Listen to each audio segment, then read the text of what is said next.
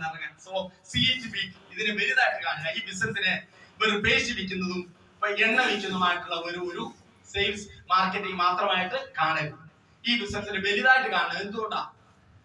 2,10,000 വരെ ആഴ്ച തോറും ബാങ്കിലേക്ക് കമ്പനി തരാന്ന് പറഞ്ഞിട്ടുണ്ടോ? ഉണ്ടോ ഇല്ലയോ? ഇതുവരെ കൊടുത്തിട്ടുണ്ടോ? കോവിഡ് കാലഘട്ടം വന്നിട്ട് പോലും ഇന്ന് വരെ ഒരു ബുധനാഴ്ച പോലും കമ്പനി ഇന്ന് വരെ പേയ്മെന്റ് ഇടാതിരുന്നിട്ടില്ല. കമ്പനി തുടങ്ങി ആ ആഴ്ച തൊട്ട് ഇന്ന് വരെ എല്ലാ ബുധനാഴ്ചയും കമ്പനി പേയ്മെന്റ് കൊടുത്തിട്ടുണ്ട്. ഉണ്ടോ ഇല്ലയോ? നമുക്ക് പേയ്മെന്റ് വന്നിട്ടില്ല. കാരണം എന്നാ? നമുക്ക് പേയ്മെന്റ് 23 ലക്ഷം രൂപയുടെ കച്ചവടം ഓർമ്മിച്ചൂലും വന്നാൽ എത്ര തരും? 2 ലക്ഷം പേരാരും തരും. ഈ മാസം നിങ്ങൾ 47 ലക്ഷം രൂപയുടെ കച്ചവടം 23 ഉണ്ടെങ്കിൽ നിങ്ങൾ ശനിയാഴ്ച എടുത്ത് നോക്കിയോ, നിങ്ങളുടെ MI ഇൻകത്തിനകത്ത് ഏത് വരും? 2,10,000 കാണിക്കും. ടാക്സ് എല്ലാം കഴിഞ്ഞ് 1,93,000 അക്കൗണ്ടിൽ വരും. പിടികിട്ടിയോ? അതിപ്പം വരുന്നുണ്ടോ? ആരുടെ? കമ്പനിയുടെ കുഴപ്പം കൊണ്ടാണോ? പിന്നെ ആരുടെയാ? ഇനി ഇത് കിട്ടുന്നവരുണ്ടോ? കഴിഞ്ഞ 12 വർഷമായിട്ട് ആയിരക്കണക്കിന് ആളുകൾ ഇന്ത്യ മഹാരാജ്യത്ത് ഇത് മേടിച്ചോണ്ടിരിക്കുകയാണ്. ആണോ അല്ലയോ? ഈ ഒരു ഇൻകം വാങ്ങുന്നുണ്ട്. അപ്പൊ നമ്മൾ ചെയ്യുന്നതിന്റെ കിട്ടത്തുള്ളൂ. അപ്പൊ 8,40,000 വരെ കിട്ടുന്ന ഒരു ബിസിനസ് ഓപ്പറേഷൻ ഏത് കമ്പനി പറയും 8,40,000? എവിടെങ്കിലും പറഞ്ഞിട്ടുണ്ടോ? ഇല്ല. പറഞ്ഞു മനസ്സിലായി? ഈ ഒരു കമ്പനി ഇതുപോലെ നമ്മൾ അതാണ് ഇതിന്റെ വലുതായിട്ട് കാണാൻ പറഞ്ഞത്. എന്നാൽ ഇത് കീപ് ഇറ്റ് സിമ്പിൾ ആണ്. അതുകൊണ്ടാണ് ചിലര് പേസ്റ്റ് കൊടുത്ത എവിടുന്ന് 2 10 കിട്ടുന്നായി പറയുന്നത്. മനസ്സിലായി? അതായത് ആളുകൾ ഇതിനെ എന്താണ് കാണുന്നു? ചെറുതായിട്ട് കാണും.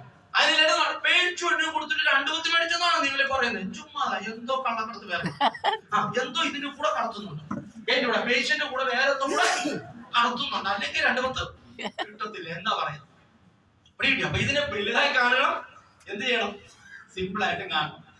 മനസ്സിലായി? അപ്പൊ അതിന് നമുക്ക് എന്ത് വേണം? സെൽഫ് സഫിഷ്യൻസി, സ്വയം പര്യാപ്തത. ഈ ബിസിനസ്സിൽ സ്വന്തം കാലം നിൽക്കാൻ പഠിക്കണം. സ്വയം പര്യാപ്തത എന്ന് പറയും സ്വന്തം കാര്യം. അഭിമാനത്തോട് സാറേ ഞാൻ ഈ ആഴ്ച 10,000 വിറ്റ് സാറേ ഞാൻ ഈ ആഴ്ച 3 പേർക്ക് പ്ലാൻ കൊടുത്തു. എന്നിട്ട് എത്ര ക്ലോസ് ചെയ്യും? സാറേ 2 പേര് ബിസിനസ് വന്നു, 10,000 രൂപ ഇത് എടുത്തു, 2 പേര് വന്നു. സാറേ ഞാൻ തന്നെ സാർ പ്ലാൻ കൊടുത്തേ, ഞാൻ തന്നെ ക്ലോസ് ചെയ്തു. അവർ ഉടൻ തന്നെ അക്കൗണ്ടിൽ പൈസ കിട്ടു. ഞങ്ങൾ 2 പേരുടെ ഓഫീസിൽ പോയി സാറേ ഓർഡർ ഫോം എഴുതി അവർക്ക് വേണ്ടി എല്ലാ ഐറ്റവും എടുത്തു കൊടുത്തു. സാർ ഭയങ്കര സന്തോഷം. ഞാൻ ആദ്യമായിട്ട് ഒരാളെ എന്റെ ലീഡറിന്റെ സഹായം ഇല്ലാതെ ക്ലോസ് ചെയ്തപ്പോ സാറേ ഭയങ്കര സന്തോഷം. അങ്ങനെ ഉണ്ടോ? സന്തോഷം അനുഭവിച്ച ആരെങ്കിലും ഉണ്ടോ? ഇല്ലേ? ഉണ്ട്. സ്വന്തമായിട്ട് ക്ലോസ് ചെയ്തിരുന്ന ലീഡേഴ്സിന്റെ സഹായം ഇല്ലാതെ സ്വന്തമായിട്ട് ക്ലോസ് ചെയ്തിട്ടുണ്ട്. കണ്ടോ? നിങ്ങൾക്ക് സന്തോഷമില്ലേ? അതായത് നമ്മൾ പറഞ്ഞത് കേട്ടിട്ട് ഒരാള് ബിസിനസ്സിലേക്ക് വരിക. ആണോ അല്ലയോ?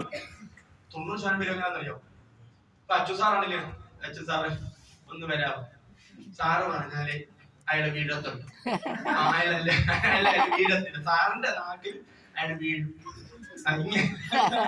പിന്നെ അച്ചു സാറ് നോക്കിയത് സപ്പോർട്ട് കൊടുത്തില്ല എന്ന് പറഞ്ഞ് പിന്നെ പോകും. അങ്ങനെ ആര് പറഞ്ഞാൽ മതി. ഒരാൾ ബിസിനസ്സിലേക്ക് വരുന്ന ആരെ കണ്ടിട്ടാ? ഇപ്പൊ എന്റെ കൂടെ ഉള്ള ഡിസ്ട്രിബ്യൂട്ടർ എന്നെ വിളിച്ചോണ്ട് പോകുമ്പോ എന്നെ കണ്ടിട്ടല്ല. ആണോ? അത് എന്നെ കണ്ടിട്ടല്ല വരുന്നത്, കമ്പനിയെ കണ്ടിട്ടല്ല. ഒരാൾ ഈ ബിസിനസ്സിലേക്ക് വരുമ്പോ കമ്പനിയിലുള്ള വിശ്വാസം കൊണ്ടൊന്നും പ്രോഡക്റ്റുള്ള വിശ്വാസം കൊണ്ടൊന്നും അല്ല വരുന്നത്. ആണോ? ഒന്ന് അതിനായി ഉപയോഗിച്ച് നോക്കി. പിന്നെ എങ്ങനെയാ വരുന്നത്? നമ്മളിലുള്ള വിശ്വാസം. അതായത് ആ സുഹൃത്ത് പറഞ്ഞിട്ടുണ്ട്, ചേട്ടാ നിന്നെ വിശ്വസിച്ചാൽ വരിക. കേട്ടില്ല? ചില പറഞ്ഞു നമ്മളൊന്ന് പഠിക്കും. അയ്യോ പണിയായോ എന്നാൽ ഇവനെ നമുക്കിട്ട് പണിയോ? ശരിയല്ലേ? അങ്ങനെ നമ്മൾ തോന്നും. പക്ഷെ നമ്മൾ അപ്പൊ പറയണ എന്നാ? യെസ്, വിശ്വസിച്ചിരിക്കും. നിനക്കും ഇത് പറ്റുന്നുള്ളതുകൊണ്ട് ഞാൻ വന്നത്. പക്ഷെ കൂടെ നിൽക്കണം, നമുക്കൊന്നും ചെയ്യും. പകരം എന്നാ പറയുന്നത്? കൂടെ നിൽക്കണം. നീ എന്റെ താഴെയാണ്, എന്റെ താഴെയാണ് നീ ചെയ്യുന്നത്. ഇനി ഞാൻ നോക്കണം താഴെ. അപ്പൊ ഒരാളെ കീഴിലാന്ന് പറയുമ്പോ ആൾക്കാർക്ക് പെട്ടെന്ന് തന്നെ അവന്റെ താഴെ വന്നു, അതിന്റെ അണ്ടർ വന്നു. ഇങ്ങനെ ഈ അണ്ടർ പറഞ്ഞു ഇല്ലാതായി. അപ്പൊ താഴെ മേളി ഈ വർത്തമാനമൊന്നും പാടില്ല. എന്താ പറയണ്ടേ? ഒന്നും ചെയ്യും. കൂടെ നിൽക്കുക, നമുക്കൊന്നും ചെയ്യാം. കൂടെ നിന്ന് നമുക്ക് ഒന്നിച്ച് ചെയ്യാമെന്ന് പറഞ്ഞു കൊടുക്കണം. മനസ്സിലായി? അങ്ങനെ ഓരോരുത്തർക്ക് ആ ഒരു വിശ്വാസം. ഇപ്പം LIC വരെ പോളിസി എടുക്കുന്നത് ഏജന്റിനെ കണ്ടിട്ടല്ല. ഇത്രയും നാളത്തെ 50 വർഷത്തെ LICയുടെ വിശ്വാസം കൊണ്ടാണ്.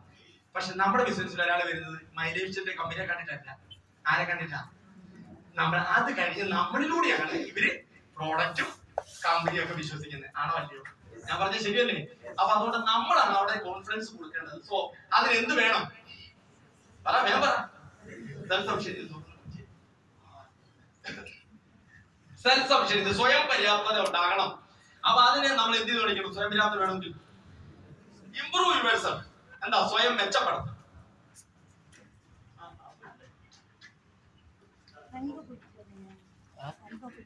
அதெல்லாம் வரமாட்டார். நம்ம காசு கொடுத்தா வருவார்.